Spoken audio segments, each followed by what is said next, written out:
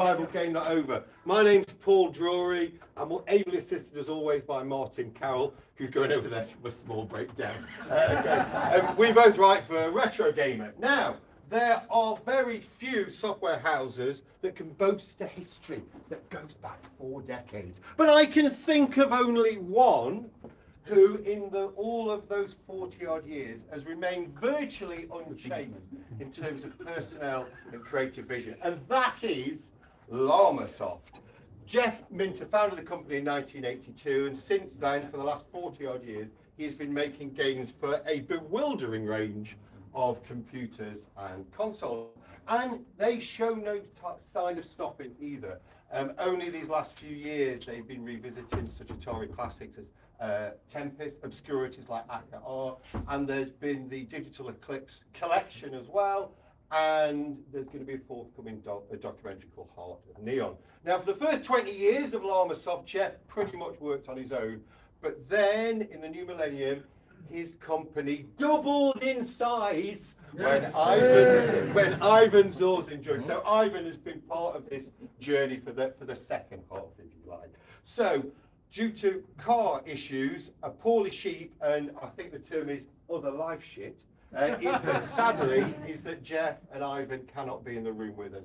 But look, they are on a live stream. So please, ladies and gentlemen, can we have a rousing round of applause for Ivan and Jeff?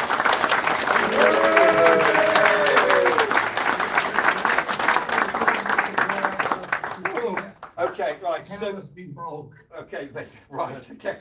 So the way I'm going to structure this is we pick 12 games, and I'm pitching it as the 12 labors of LLAMASOFT. Okay, so we're going to go through 12 of your games. Now, the idea was that we're going to have a stream of this, but we're not putting anything else on this stream to get in the way, okay? So, boys, I'm going to ask you about 12 of your games. The first 6 was the first half of your career, so it's you, Jeff. But then the second 6 is definitely a team effort. So these first ones will be directed to Jeff. So here goes. Let's start with Grid Runner in 1982. Now, that was probably the first game that brought you to the attention of a wider audience, but it definitely wasn't the first game you'd done. You'd made games for the PET and the ZX81. My first question is, when the VIC-20 arrived, was that the point where you think, I can make something decent here, maybe even something I could sell? Well, I mean, we had sold stuff on the ZX81. We did some stuff through DK Tronics. I did my version of Centipede on there. So I knew I could make stuff that could sell, but the thing that was appealing about the VIC-20 was that it was colourful, it was noisy, and it had a decent keyboard. And these were all things that were absolutely missing on the early Sinclairs. So yeah, it felt a bit more of a place I could call home. Really, and I felt I could do a bit more with that machine, especially as it had a whole 3.5K of user memory. Hey, don't knock it. After 1K on the ZX80, ZX81, that was fantastic. You just mentioned finding a home. I mean, you did find your home, at least in those early years, on Commodore machines. Am I allowed to ask back then, we're all clever in hindsight, could you have swung the other way? Could you swung the other way? Sorry, that was inappropriate. And gone on to Sinclair? Could that ever have happened, do you think? Well, I mean, I guess part of the reason for my attraction to Commodore was that my very first learning experience was on the Commodore PET at school. So I was familiar with Commodore Basic and that environment. But the way in which I got my first computers, of course, the ones I actually first owned, were Sinclair machines because they were affordable. But I guess I was just swayed by the fact that the VIC-20, it felt a lot more solid than the ZX80 and the ZX81. And that's not to take away from the Spectrum. I appreciate the Spectrum had a huge effect on the British computer industry, and I fully respect the people who programmed it. I'm sure I was pretty fluent in any kind of assembler language at that point. I mean, they're all much of a muchness, really. Once you've learned how one works, especially the 8-bit processors, it's very easy to work with any of them. So I'm sure if I'd spent more time on the Spectrum, I could have done more stuff there. Wow. But the thing is, it was only me. It was just me making games. I didn't have enough time to do all the ports for all the different systems that might have been done. I more or less had to pick a side and stick with it for a while. Good. That's the kind of loyalty we appreciate. Okay, I want to ask you actually about Grid Runner. You mentioned that it was inspired by Centipede, but Jeff, why didn't you just make a more obvious clone of Centipede? Well, there were a couple of reasons for that, really. I mean, the first one was that Centipede was quite common to be cloned on the VIC-20. There were quite a lot of people doing Centipede on the VIC-20. And also, Atari was starting to get a bit litigious at this point. They were starting to throw their weight around and threaten to sue people. And that was annoying at the time, but in a way it was kind of good because it made me in particular try and put stuff that was a bit more original in the game so that I wouldn't tread too heavily on Atari's toes.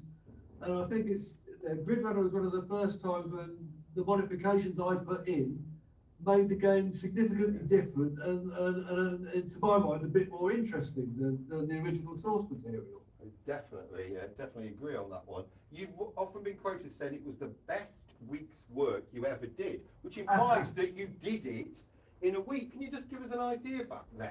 Were you just coding day and night? How did it work?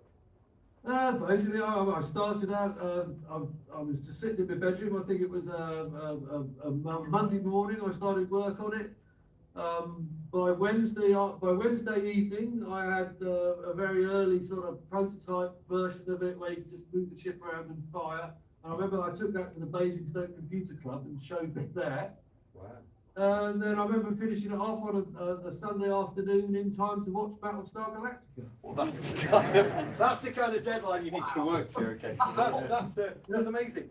Grid Runner was interesting because it's probably the first game that got you noticed in America. I just wondered how important was the American link in those early days for the development of LLAMASOFT? Oh, it was hugely important, basically, because LLAMASOFT in the UK was a pretty small outfit. We weren't, we couldn't afford any kind of major marketing push or anything like that. Whereas the guys in the US, Human Engineered Software, they were full on marketing this stuff. Grid Runner, I think, actually got to #1 in one of the American charts at some point, and it made us a bunch of money at a time when we really needed it. I was absolutely gobsmacked at what happened with it, really, in a very pleasant way. But yeah, that stood us in good stead for many years to come, really. The money we made from them, it enabled us to be a bit more relaxed about what we were doing in the UK. Brilliant. I'm going to move on now to, we'll have a fairly swift pace, much like some of your games. So we're going to move on to 1984 and Revenge of the Mutant Camels. Well, you can't have a revenge without an attack. And I noticed in a brilliant bit of coordinated live streaming, you've actually got Attack of the Mutant Camels. In fact, did you feel with Revenge of the Mutant Camels that you had unfinished business with the camels and that's why you wrote that game? Well, the thing is, I'd done Attack of the Mutant Camels. I think everybody knows that I did Attack of the Mutant Camels just in imitation of the Parker Brothers Empire Strikes Back game, because they had the giant mechanical camels.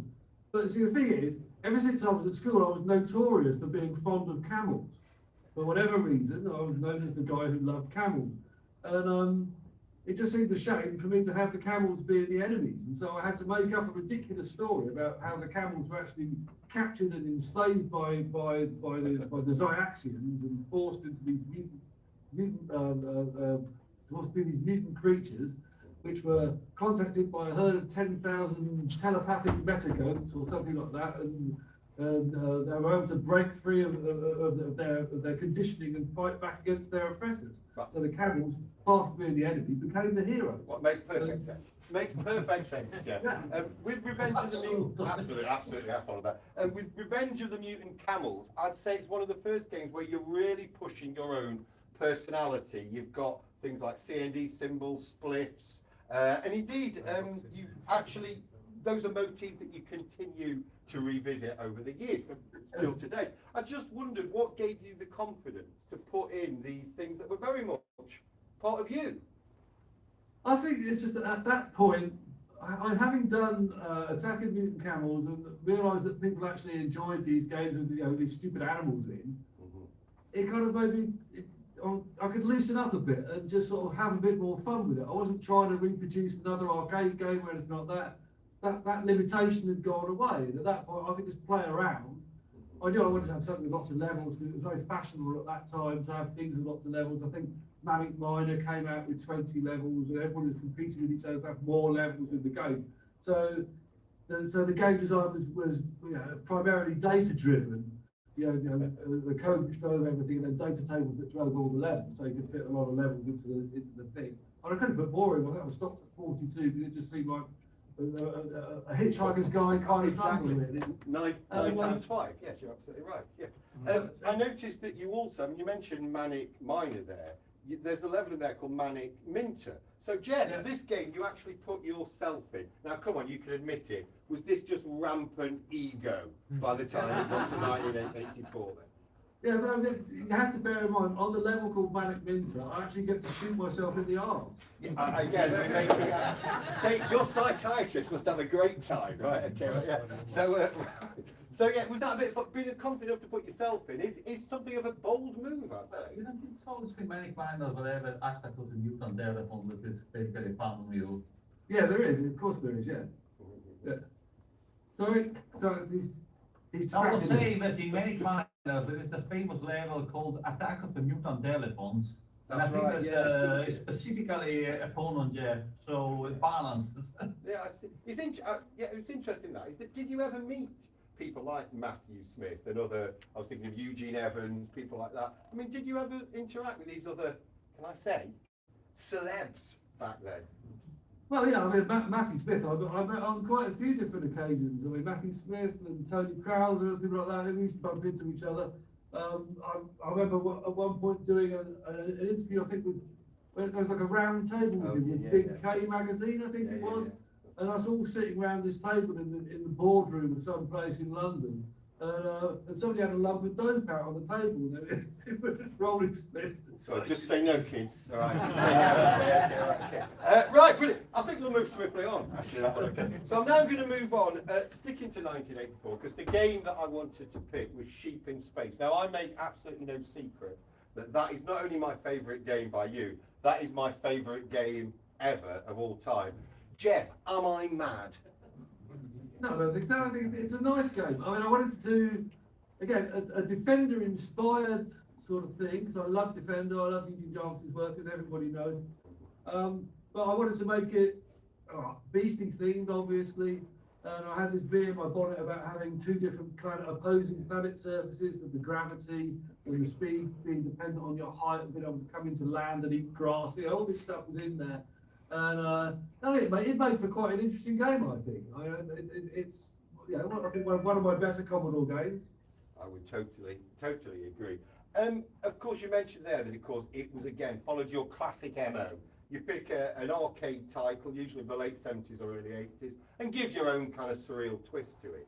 Can I just say, did you then, and perhaps still do you see those arcade games of what we call the golden era? Do you still see those as the gold standard when it comes to game design? Well, I think, especially when it's like the kind of games I like are arcade games. I'm not really into the sort of narrative games. I don't tell big stories of my stuff. I write stupid stories to give them a bit of grounding, but it's not the job of the game to tell those stories, really. I like arcade game designs because they're simple. The best ones are elegant. They fit together well. You have a complex emergent behaviour from a fairly simple set of rules. And they're the kind of thing that that one or two people can still make themselves these days without having to spend a huge amount of resources on it. Yeah. And it's just it's a particular style of game design which I enjoy. So I am heavily inspired by the works of people in the early to mid 80s in the arcades. It's not all that's not my entire inspiration, but certainly that's the style I like to work in. And as long as there's still a place for me to do that, I'm quite happy with it. I mean, I know it's not a particularly mainstream style these days, but there are still people who enjoy it, and I still enjoy making the games. Absolutely. I just wanted to use this as an opportunity to ask about the scrolling messages that you often put on the title screen, which I don't know about other people in the room, but I often spend ages just reading your messages. I just wondered, was communicating with your audience something that was important to you? Oh yeah, absolutely it was. I mean, I used to love putting those things in, and just to me it was another way of putting a little bit of myself and my world into the games, really.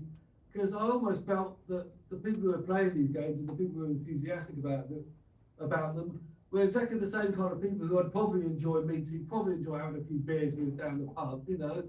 They're kind of my kind of people.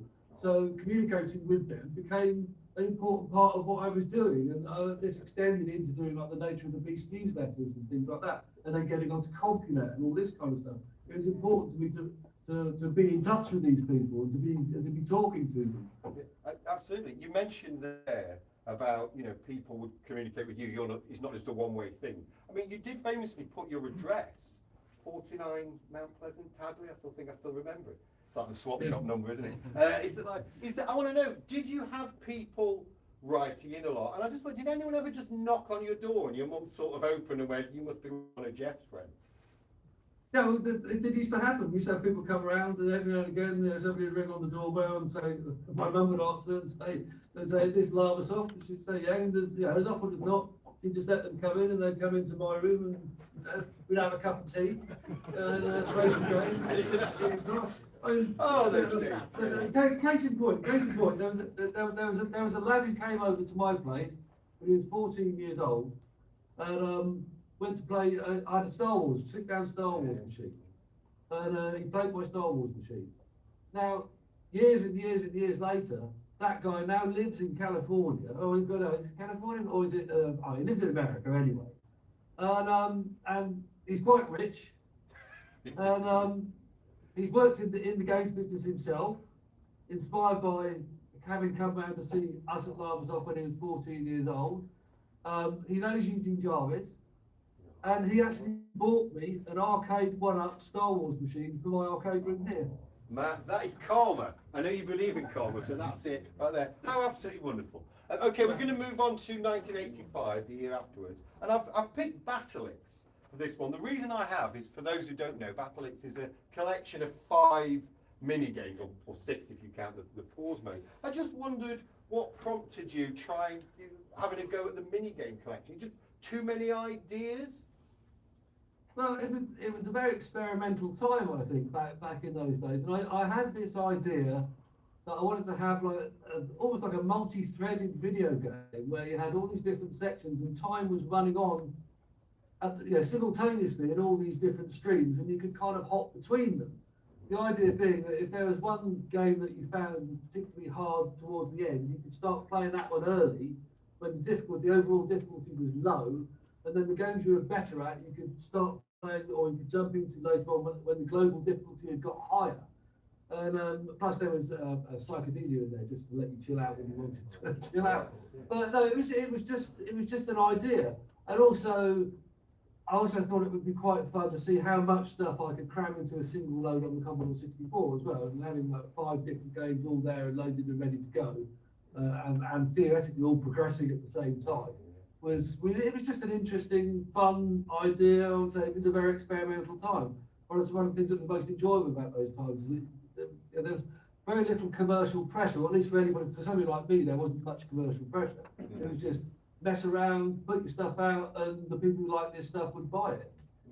And we certainly did. Now, of those 5 games, I always really liked Sipping on the Run, which is the one where you run on the ceiling or the floor and make it colour. I always loved that one. I always found Synchro 2, which was a weird one where you had to sort of get balls rotating in the opposite direction. Just too frustrating. Jeff, did you have a favourite of the Battleix mini-games?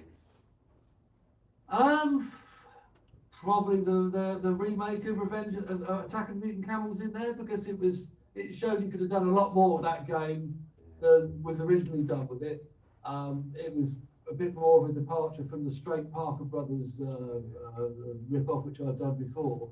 I liked it because the camels were better drawn, they were leaping about all over the place. It was just a bit more fun to play. It looked prettier. Yeah. And it had proper scrolling in, because when I did the original Attack of the Mutant Camels, I hadn't yet worked out how to do the fine scrolling on the Commodore 64, so it was good to put that right. Yeah. Can I just say that's interesting, isn't it? That in just 2 years, you've gone from same machine, same hardware, nothing's changed there, but just your ability has come to like, you know what, I can just make a far better version of a game that I sold, you know, as a standalone in this. So is part of it that you were constantly learning, Jeff? Oh yeah, constantly.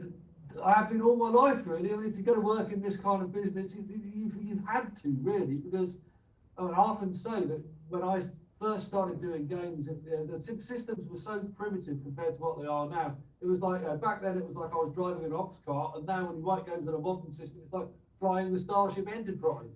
So if you're not constantly studying all the time, then you can't keep up with it. A beautiful analogy. Just one last thing on Battlex. In the pause mode, you included a cut-down version of Psychedelia, which Psychedelia came out, I think actually the year before that one. And I remember being, I'd go to game shows and see what your latest stuff was. I was a bit bemused about, oh, what is this a thing? But of course, you are still working on Light since today. I just want to, was there a point where you realised with Psychedelia that you'd hit on something that was going to last? Oh, definitely, yeah. I remember when I first sort of coded up the algorithm and started playing with it, and I thought, yeah, I could definitely feel there was something different going on there. There was something entirely different from games, and it was well, to me it was an entirely new form of kind of interactive entertainment at that point. I hadn't really seen anybody else's work in this field. I now know that there were people at Atari doing at least non-interactive visualizers at that point. There are people like John Whitley who've been experimenting with graphics and music going together. So it wasn't an entirely original idea of mine, but yeah, at that time in my life, it was just something that was in my head. I hadn't seen anybody else's work in that direction. And when I first started playing with Psychedelia, it affected me quite deeply. And I remember at first, I didn't even want to sell it. I thought it was too pure and good of an idea to be sullied with money. Good So man. You're in the wrong business, but good, right? Yeah. But eventually, my parents convinced me it was all right to sell it, so because then I was able to develop it a bit more, at least, anyway. Okay. But yeah, I mean, I see that as being the other and possibly more important thread in my body of work is the whole music visualization and interactive, especially the interactive light sim part. Yeah. Visualizers are fine, but they get a bit boring after a while. Interactive light sim is something completely different. Well, that's interesting because we're going to come to that part where Ivan will also chip in. But for now, we're going to move into the 90s. So the game I'm going to pick from the start of the 90s is LLAMASOFT from 1991. Oh, this was a game that you released on shareware. Jeff, what was the thinking of just giving your work away? Well, I mean, it was kind of forced onto us, really. I mean, because we tried. When I was finishing LLAMASOFT, I realised it was a pretty decent game. I was trying to shop it around to a few publishers. Nobody was really interested at that point. The industry was changing quite a bit, and I think people just weren't that amenable to the idea of there being what it looked like, at least on the surface, a clone of Robotron. Perhaps they thought that arcade games had had their day or whatever. I couldn't get it published by anybody else. I didn't have any marketing budget myself. We were pretty much short out of money at that point. And I heard about this thing called shareware that was going off in America. And I liked the idea of it. There was something very pure about it. And this was the early days of shareware, where it was what we call true shareware, where you gave away the entire thing. It wasn't like you gave away a crippled version and then asked them to pay you and then they could unlock it. You just gave them the entire thing and said, look, if you like this, then send us a fiver. And I think we had it so that if they sent us a fiver, we gave them another copy of, I think we gave them a copy of Andy's Attack. And people absolutely took to this wonderfully. They absolutely loved it. We put out LLAMASOFT first on the cover of SD Format magazine, and we were absolutely overwhelmed with people sending us fivers, people writing us letters. I remember at the time, my mum would open the letters back at LLAMASOFT and she'd fax them through to me. I was living in Wales at that point, and I got so many reels of fax every morning. There'd be loads of these letters coming. So we got not only did we get a bunch of money from it, but we got so much goodwill. It was absolutely wonderful. It was one of the best experiences of my career, I think. Okay, I'm going to pick that up because I wondered, did you come quite close to sort of late 80s, early 90s to, let's be honest, jacking it all in? Basically, there was a time where I thought maybe there wasn't a place for somebody like me in the games business anymore. And it would have been around that time where as everything was changing, everything was getting a lot more commercial. The kind of what I enjoyed, the aspects of it I enjoyed, the sort of wild creativity side of it. It seemed like it was going away and being replaced by a much more sort of regimented kind of industry. And I did wonder if there was a place for somebody like me, and this kind of, it reignited my soul a little bit, and made me think, yeah, maybe there is still a place for a hairy idiot like me. Yeah. I like the fact that it didn't just save your company sort of financially, but it almost sort of emotionally, it made you think Totally, it really, it replenished my heart, really did. How beautiful. Let me ask you a few things about the game itself. Now, obviously, it's based on Robotron, which for many people is the best arcade game, or for some the best. I do a column called Desert Island Disc, and that is the most chosen game in the history of the column. So, isn't that a bit dangerous, trying to tweak something that's already pretty perfect? Well, I mean, yes, obviously, I often describe Robotron as the perfect arcade game. But the thing is, when you're making a game, like a home version of a game, if you just make a home version of an arcade game that is exactly the same as the arcade game, that's what some people want, but it can be a little bit unsatisfying, because an arcade game's job is to basically be really brutal and kick you off as often as possible, so it can take your money. And when there's no reason to take your money, then I think what a lot of people would like is a kind of, I wouldn't say a softened version of the game, but something which gives you the opportunity to settle into a bit more of a longer game with maybe a bit more content in it. And I had this idea as well that I wanted to be. I love the feel of playing Robotron, but it's off-putting to a lot of people. And so I wanted to have something where people could have a little bit of assistance. It's almost like I could hold their hand in a way and let them, walk through this game, have a little stroll through this game with a bit of somebody by their side. So I had that little droid which and I thought it'd be quite nice to give people then the wonderful feeling that you get when Robotron is going well and you're kicking ass is fantastic. And this would give other people who might never experience that same feeling that they too are kicking ass and enjoy themselves.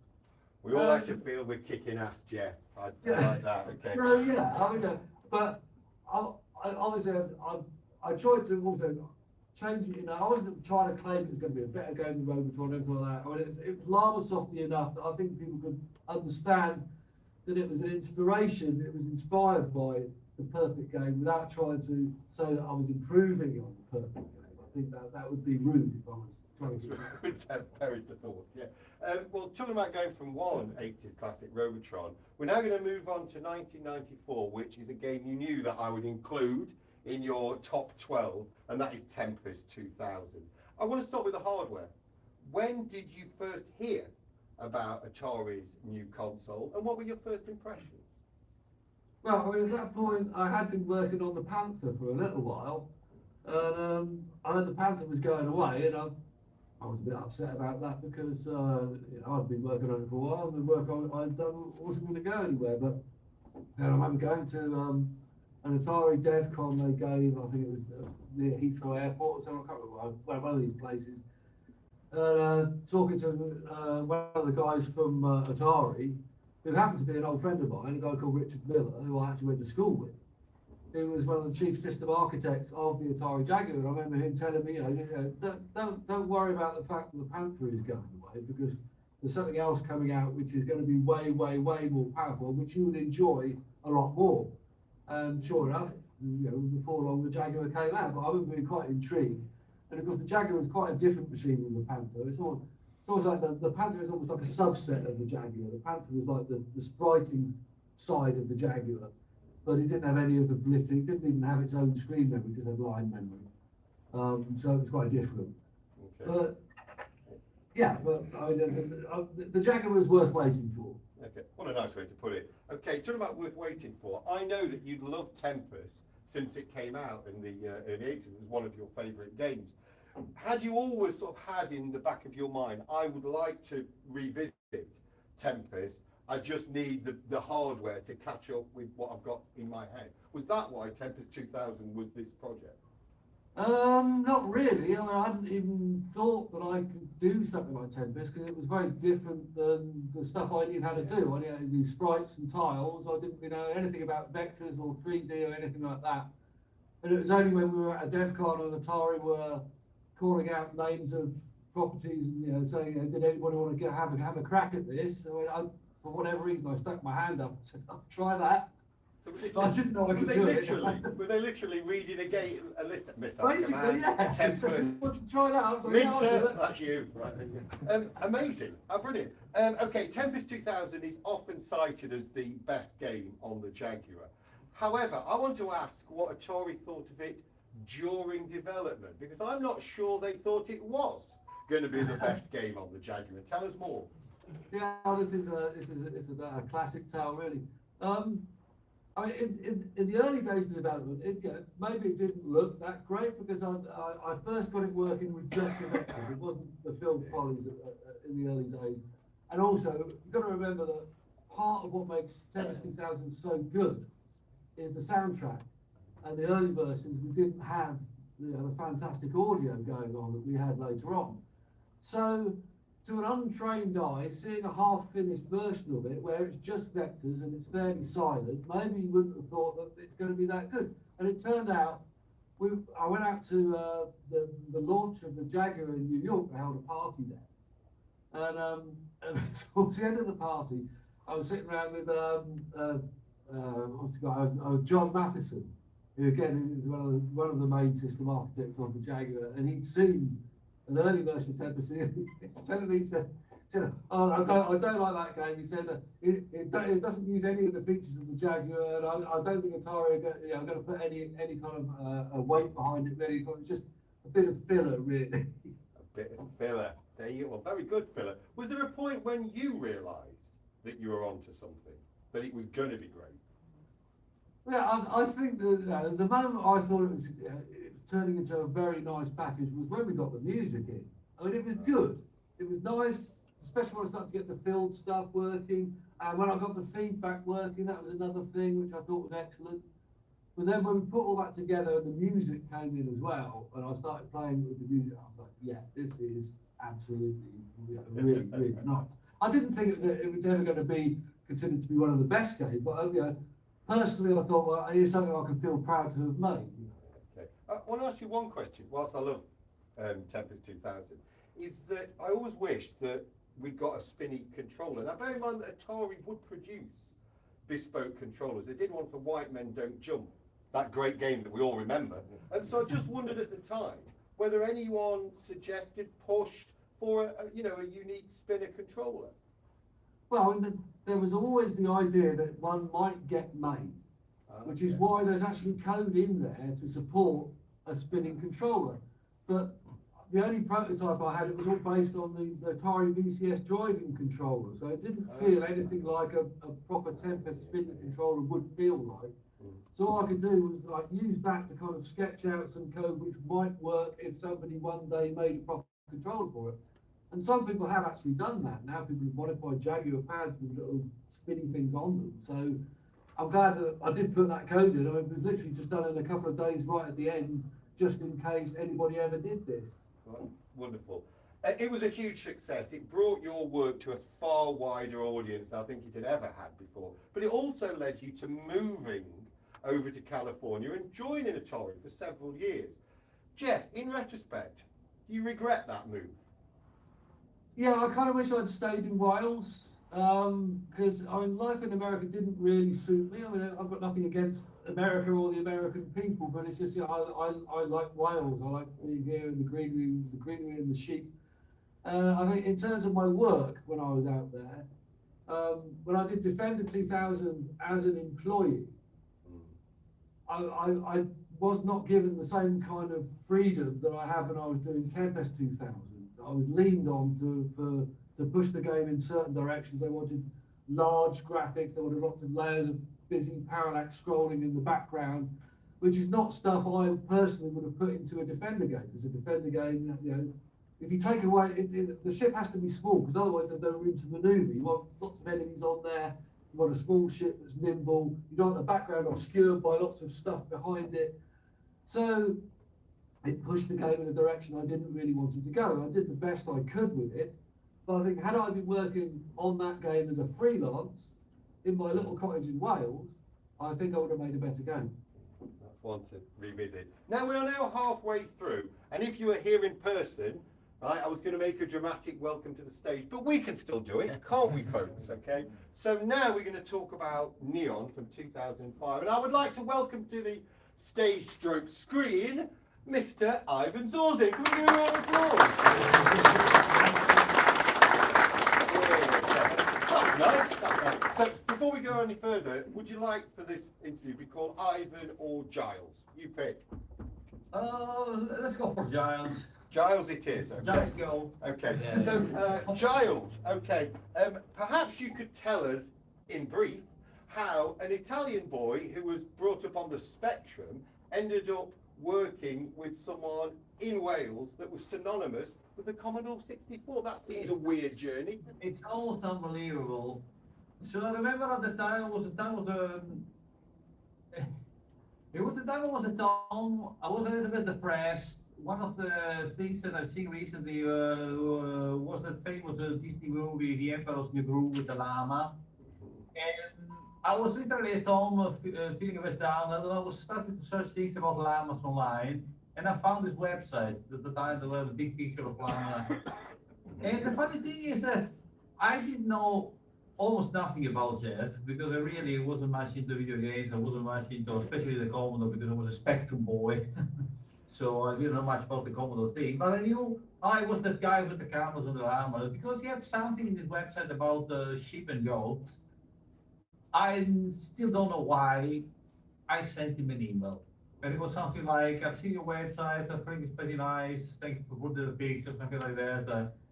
And I completely forgot about it. And a week passes, another week passes, didn't get any reply from me. At this point I was completely forgot to say, well, never mind. And then he sent me a reply about something, and at that point I had myself a little website as well, that I was talking about some of the electronic stuff I was doing, and some stuff about the goats that I was also liking and stuff. And then we started up with a conversation, and then we kept talking, and then he got invited to the LLAMASOFT IRC channel, and he showed me the LLAMASOFT Yak Yak forum, started to talk with the people. And then basically at some point, he was about to come, this is a very important job, and he felt he might need some help to do the kind of job. So I say, okay, I can count and see what I can do. At the time, I really didn't know much about OpenGL, I didn't know much about RFX, I didn't know much about PC, but I say, okay, I'm going to give it my best. And then it turns out that this important job was doing basically Neon for the Xbox 360. Can we just reiterate that when Jeff asked you to come and work on Neon, it was a very specific project. Is that had you got any experience working on a console or working on a game or anything? No, I was, well, right. I had experience. My gamble there, Jeff. Right. My experience was I knew pretty well how to code in C, and I had quite an experience like industrial application software, where I was used to the idea where you get a piece of hardware that you've never seen before, they give you some manual, and you have to study the manual, to study the hardware to make it work fast. RTFM, right. So I was used to give me anything with this documentation, and I can learn in a week and take something out of it. Great. Jeff, I'm going to come to you there. You've been working like almost 20 years pretty much on your own at this point. Be honest with us, what was it like suddenly having someone else collaborating on a project? I mean, did it take some getting used to? A little bit, but it wasn't really too bad, because I think that we kind of worked out, we kind of still work in the same way now, really, in a way that we don't tread on one another's toes. We each have our own kind of speciality, and I think it literally works out to be like half and half of what we're making. We're not sort of duplicating work between us. Mm-hmm. And also he learns fantastically quickly. He's excellent technically, so when I need something, he can bash it out in a few days usually. And it works for us somehow. We just happen to fit together extremely well as a good team, and that was pretty obvious right from the outset. I mean, the fact that he brought this thing, I'd done a prototype on the GameCube, and he had it running on the prototype Xbox in a few days, didn't you? Yeah, took me about a week, but the funny thing was that job was really, probably, I would say, one of the best I ever done in my life, because they say, we want a proof of concept, which basically means we want something that runs, and it's like, okay, how much time do we have? A couple of weeks. Oh, okay. A couple of weeks. Well, you certainly rose to the task, and indeed I want to go on to, a couple of years later, Space Giraffe, which is the first, Neon obviously was a visualizer, Space Giraffe is a game. So first I wanted to ask is, even as you were working on Neon, and this is to both of you, did you sense we could definitely get a game out of this? And that was Jeff, that can explain more. Yeah, I mean, Neon was fantastic. It was the best light sync I'd ever done. I always thought I wanted to use that as the basis for a game. I had this idea that the light sync could become part of the game. In a way, it's always been kind of my goal, even since Tempest 2000. If you look at a lot of Tempest 2000, the feedback stuff is starting to creep in there. It started to get quite visualizer-y with its graphics, with its effects. And our Neon visualizer was so versatile that I thought I could do fantastic stuff with this. And I had a specific idea, which became quite divisive, about making like the effects of the visualizer actually part of the difficulty of the game, making it so that you had to kind of learn how to see through the visualizer effects and pick up cues from different places to be able to play the game effectively. Because it felt very good to do that. It kind of felt like your brain opening up when that was happening. It was almost like a little moment of transcendence. Wow. And so, yeah, it was hugely appealing to try and make a game out of that. I'm going to stick with you, Jeff, and I'll come to you, Ivan. Jeff, you have actually named Space Giraffe, of all the games in your bulging back catalogue, as your favourite. Perhaps you just tell us why. Well, I think it's because of that. It's one of the few games I've made where you generally feel your brain opening up. It generally has a positive effect on you mentally when you're playing, and I find that quite fascinating. And it was so divisive because I think it's a threshold you have to get to. You have to be willing to work with the game in the early stages to allow this to happen. But then when it does happen, it's like a revelation. And when you see people who talk about the game, they either never made it past that threshold, they go, what the hell is going on here? Or they go, wow, 10 out of 10, most amazing game I've ever played, because they've had that moment of revelation and they understand at that point. Once you're past that, it becomes an exercise in pure pleasure. And I want to do it again. I want to do it maybe a bit more effectively, to make it a bit more easily to get into, but maybe to go a bit further on the other end as well, take people even further out into that psychedelic dimension, where I can take them quite safely. There's no drugs or anything involved. I mean, sorry, that's absolutely right. Okay, right. Thank you. I look forward to you taking us to another dimension, as probably you might say. Giles, can I come to you? Jeff has once said that working's like that you kind of make the horse and he gets to ride it, but surely it's more than just making the engine that Jeff creates the game for. I mean, surely you must have some input, even if it's only to say, Jeff, this is not fun yet. Well, no, I mean, I never dare to say anything like that because Jeff can be a little bit upset if you start criticizing his work. Really? That was a revelation. Because what Jeff will tell you is like, never judge something that is in the middle of a war, because Jeff definitely, when he works on his games, until the very last hour before the game gets out of the shell, he's still maybe imperfection, a little bit this, maybe imperfection, a little bit that, maybe this doesn't feel quite right, so he doesn't like to give judgments one is in the middle. But no, eventually, sometimes I tell him, look, I can make 3 million of polygons, make just 2 million and a half. Okay. Jeff always wants to go beyond the limits of the thing. I think my stuff's quite simple compared to what a lot of people. Yeah, that's true, but How beautiful. basically, he does things, and then I'll try to make the things that he does get even better. But Beautifully put. Okay, I'm going to move quickly, hence I'm conscious of the time. So we're now going from one of your favourite games to well, let's call it an interesting period of your career. So it's the Minotaur project, which began with Minotaur Rescue in 2011. These were games for mobile. So my first question, and I think I'll start with you on this, Jeff, is that the move to mobile games, what prompted that? Again, it's a question of just trying to find a market for what we were doing, really. I mean, having done Space to our, it ran its course, really. We didn't really have the resources or opportunities to do another thing on the Xbox. I think they were moving away from the arcade style stuff, and there wasn't so much of a market there. And at first, the idea for the mobile phone stuff seemed quite appealing because there was a massive market. We thought we can sell, we think we can do a bunch of games and sell them for $5 each.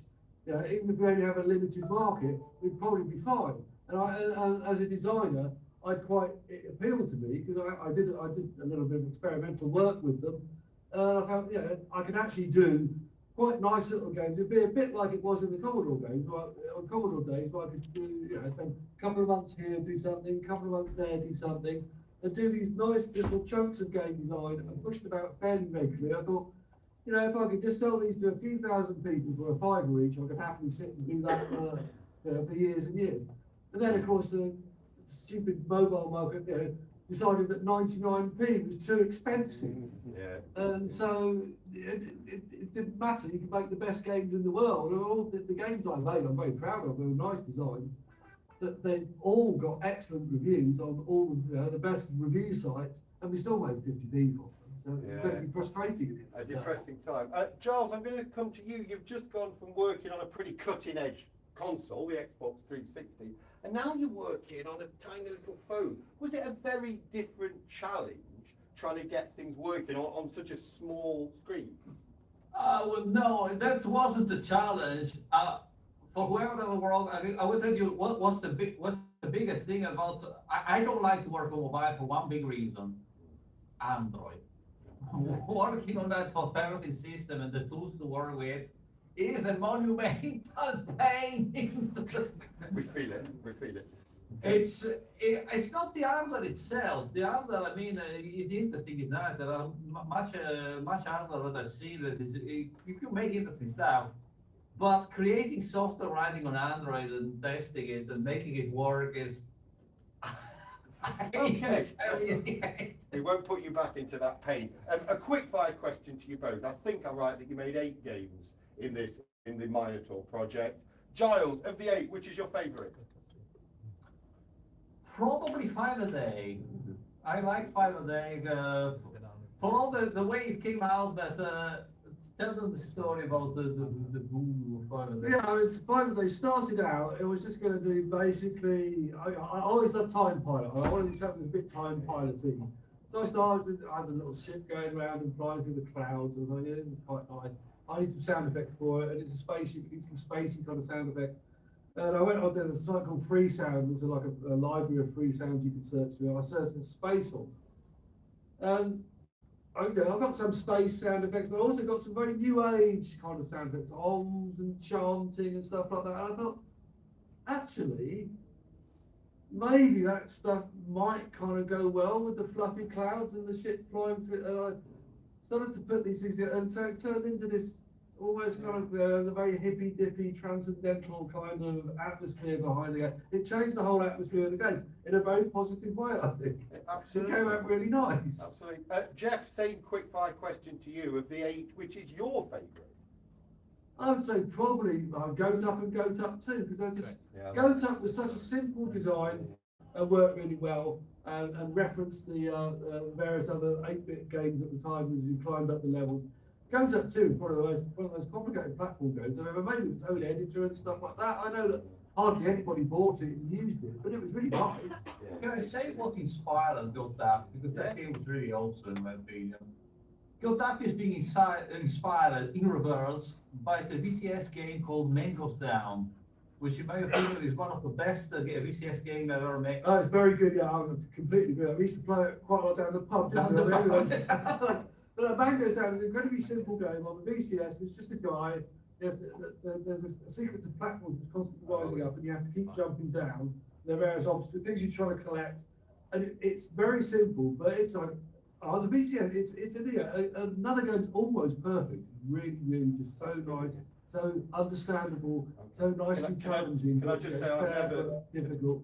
Can I just say, just be careful about Googling "man goes down" if you're Yeah, not aware. yeah, You're yeah. not No, aware no, of it's a that. video game, it's a video game. That's a game. Please have games, but not sports. Okay. Right. Anyway, let's move on. So, can I just one last question? Because when I even mentioned the Minotaur project, is that Giles, your head went into your hand. It did not go well. Can I ask you possibly a difficult question? Is that do you think, in retrospect, you were naive to think it was ever going to work? I mean, things are changing, been changing so rapidly. I mean, in retrospective, you could say we've been naive because we couldn't understand at the moment.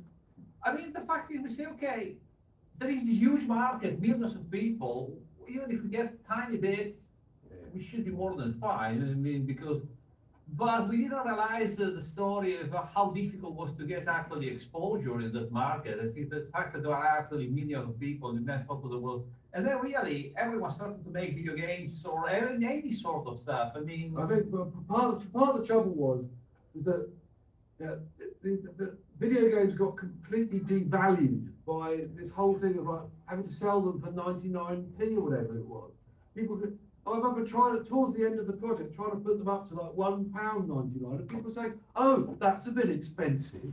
I mean, well, I remember, I can't tell you the name, I can't tell you where the conversation happened, but I remember someone in a certain place who was telling us that at some point they were dealing with Disney about publishing video games, and they were talking about, yeah, we plan to go like 65p, something like that. And Disney says something like, no, we are absolutely not interested, the game has to be free. And then they started with this idea that it had to be free and the money has to come. yeah, and then you end up with all these terrible monetization tricks that have infested the industry now. I mean, really, I think what they should have done is made the minimum price £5. Because then, you know, if you're going to buy something, you're going to think about it a bit, but then it's going to be worth £5 to you if you buy it. As a developer, you know, if the same number of people who bought our games at 99p and bought them at a £5 each, we could have happily sat there doing that for years. No problem. You wouldn't have to be mainstream. You could just sit there, but making it 99p, it completely devalued the work of the game designers. It's terrible. Thank you so much. We're coming on to game 10, so we're on the home straight. After the demoralising experience of making games for mobile phones, we have thankfully a wonderful high in TKX, which came out in 2014. So first to you, Jeff, was this a case of, well, I've still got stuff to do with Tempest. No one played Tempest 3000 because it was on the new one. This is my chance to revisit it and do it properly to a bigger audience. But basically, yeah, I mean, I was very lucky. We were contacted by Shahid Ahmad from Sony. But at the time, he was very keen on picking up indies to work on the beta. And we went and had a meeting with him. It was a great meeting. We said, yeah, what do you want to do? And the beta, of course, had the fantastic OLED screen. And I remember thinking, yeah, what I would quite like to do is do an update of Tempest 2000 to fix some of the errors in the shortcomings in Tempest 2000. The chief one of which was the frame rate. I mean, it was, you know, playable on the Jaguar, but it wasn't a solid 60 frames the whole time. And so I thought, something like that, I could do it on an OLED screen, 60 frames a second, nice glowing vectors. Oh, I could bet I could make that look good. Plus, obviously, I know how to make that game, so I thought, yeah, why not try that? It could be something I could put out on the beta in a really sensible amount of time. Wouldn't take me too long to do, and could look really nice. And it certainly did. Just one for you, Giles. So now you're working on yet another platform, the Vita. In the great scheme of things, did you enjoy working on a handheld platform? Tell us about it. I enjoy every new of those consoles because consoles are different. I mean, they are all different from each other, even from one iteration to another. And it's actually interesting because they implement sometimes stuff that on the PC is just brand new. It's like, no, the console has been quite a while at the since. But yeah, it's interesting because also working on console, at least so far, you have so much more documentation and so much more support than working on PC and other things. So especially, I would say Sony is the best technical support I ever seen so far for developers.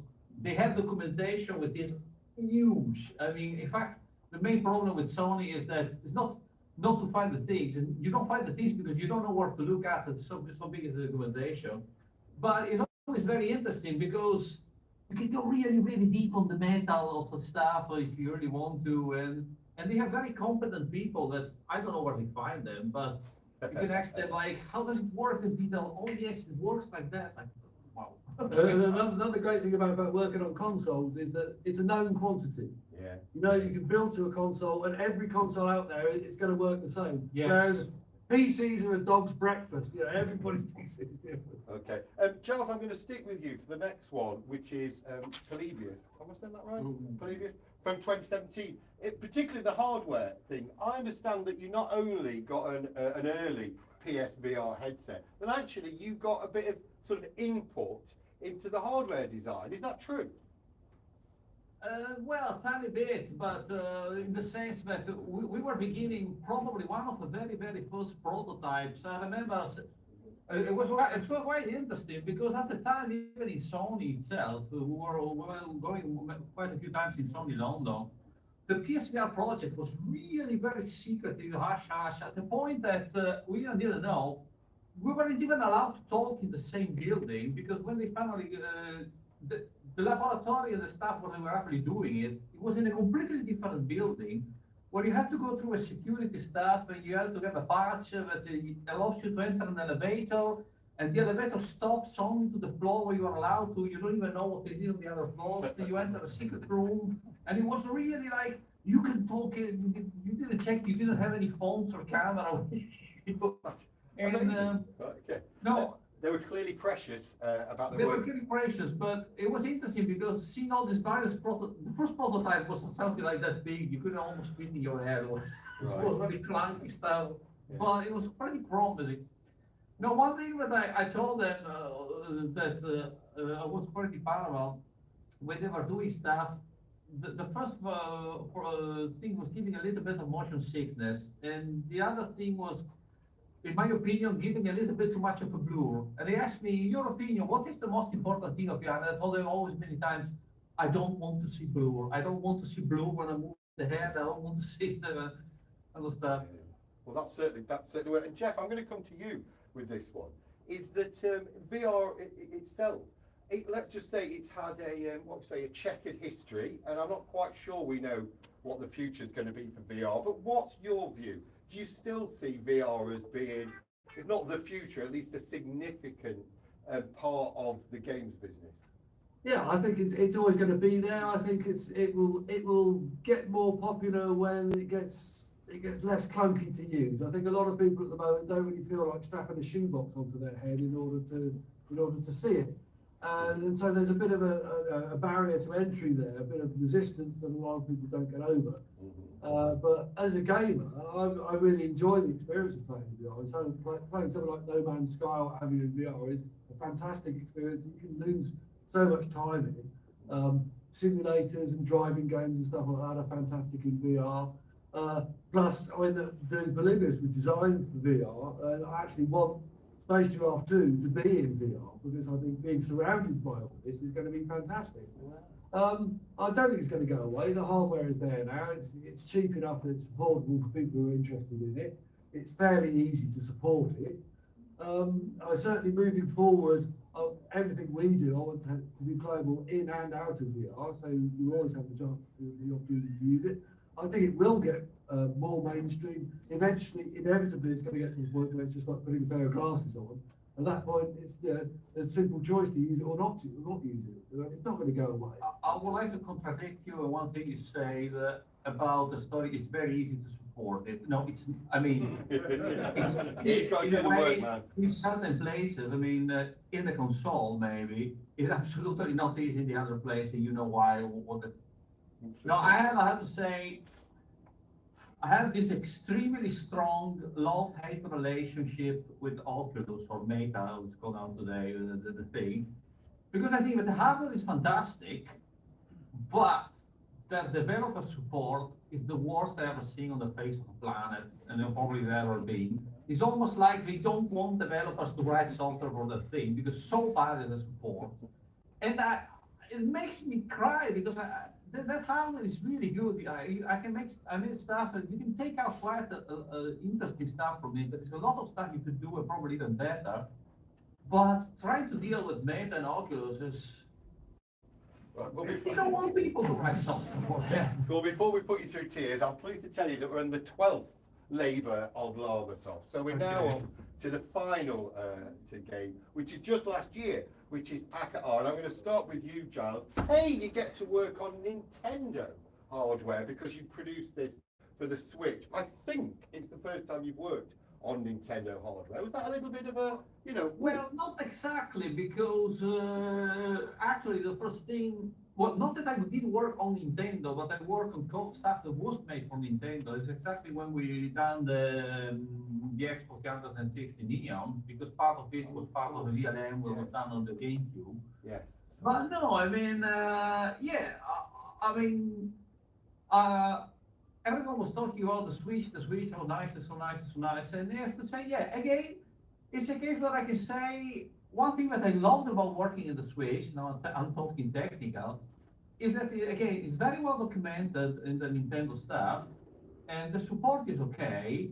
It's a bit strange, some of the thing looks like, they probably carry on stuff that was done for the GameCube all the way through. I mean, there is this organization is through the stage, but what I really like about Nintendo is their code samples, because if you search a sample about how this thing in particular works, you get one piece of code, but there's only one piece of code you can study, and it tells you how that thing works.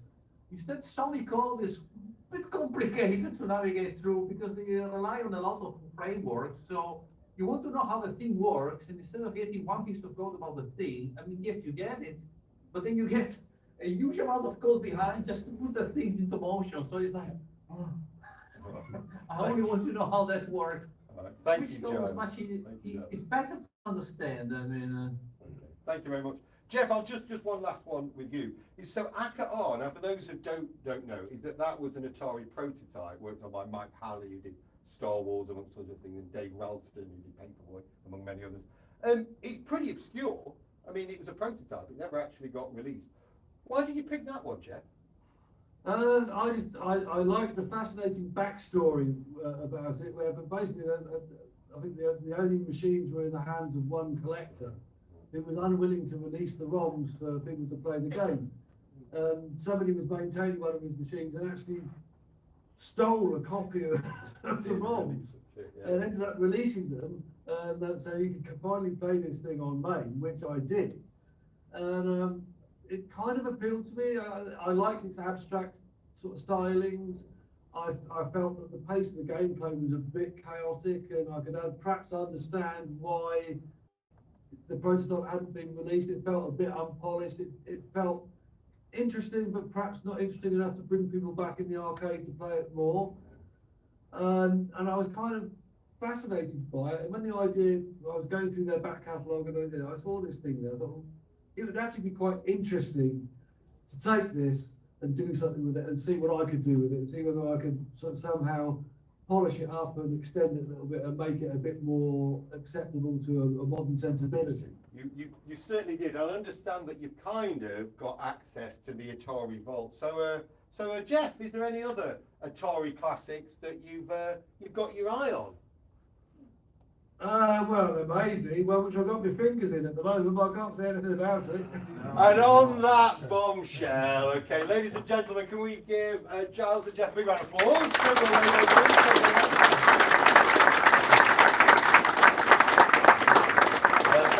I've got about 10 minutes, okay, so if anyone wants some questions, I've got about 10 minutes. So please put your hand up. You're going to have to shout, and if you've got a quiet voice, then I will say it loudly because I haven't got a quiet voice.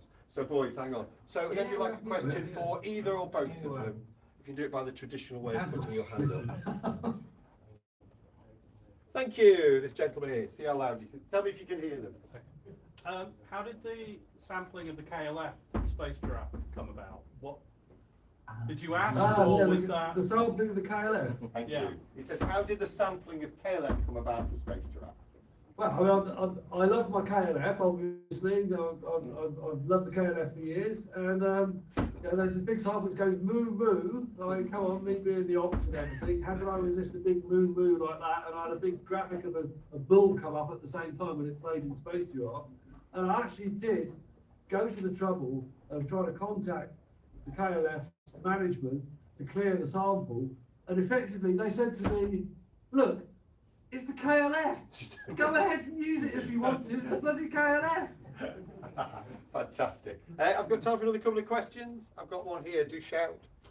When you did Minotron for the Apple, will it ever be released on Android or PC? Did you hear that one? Minotron. When you did Minotron Yeah, for the iOS, yeah, is yeah, it? for Apple. Are you ever sorry for the app? Yeah. Right. Yeah. Minotron. Are you ever thinking of doing it on another platform? Yeah. Right question. I don't know. That was one of the earlier ones, and we haven't got the same framework, have we? Yeah, but Minotron, we did do a PC version. Did you? Right.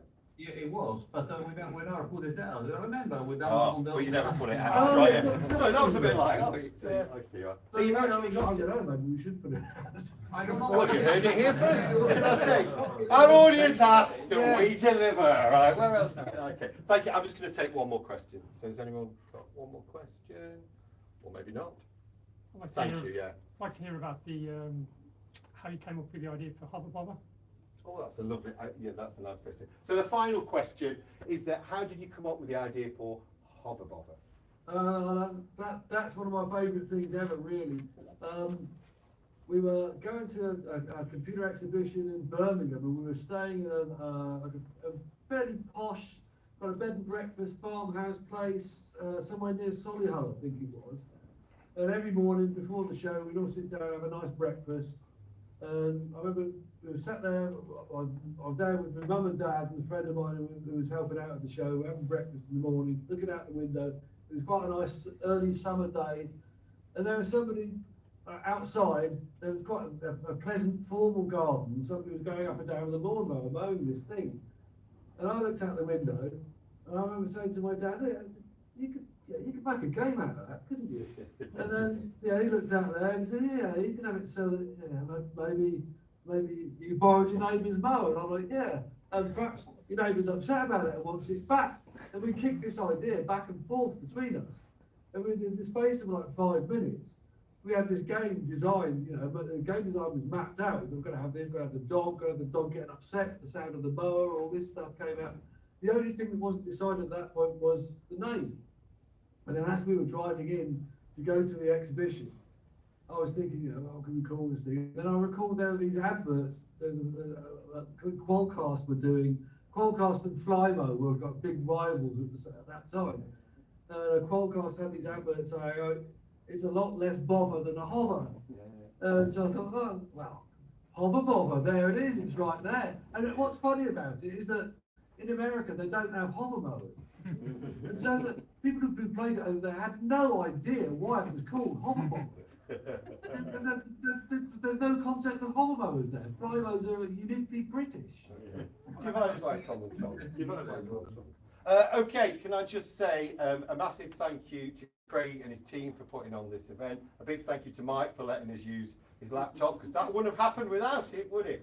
Thank you for your patience. I really appreciate that. Thank you to Martin Carroll, who's always at my side when we do these kind of things. Just to say, at 3 o'clock in this room, not long now, there will be the Bullfrog panel, and then at 5 o'clock, do join us on the main stage when Martin and myself will be hosting a quiz that you play on your phone for a prize. And let's just say, if you've listened carefully, one of the rounds, you're going to nail it. But for now, it just remains for me to say, I know you've had a shit few weeks, lads.